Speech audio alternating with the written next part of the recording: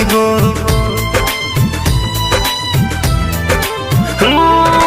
गंगा जी नहाइबो ये मैया जहलावा ले आइबो। अंगना लिपाइबो ये मैया काला सा धरइबो।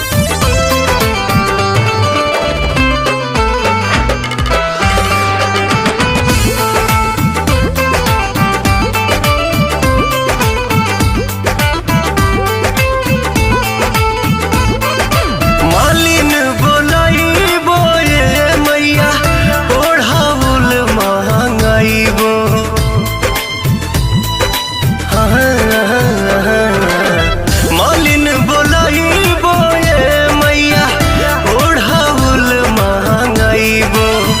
ओही ओढ़ाउलावा ये मैया तोहा के लू भइबो।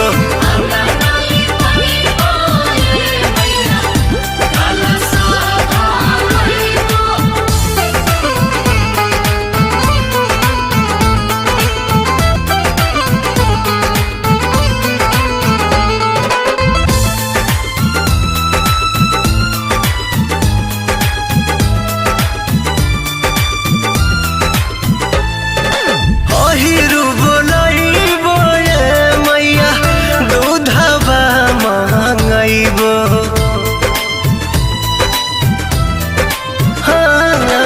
अहिरु बोलाइबो ये मैया दूधवा मांगाइबो। खीरावा बनाइबो ये मैया भोगावा लागइबो।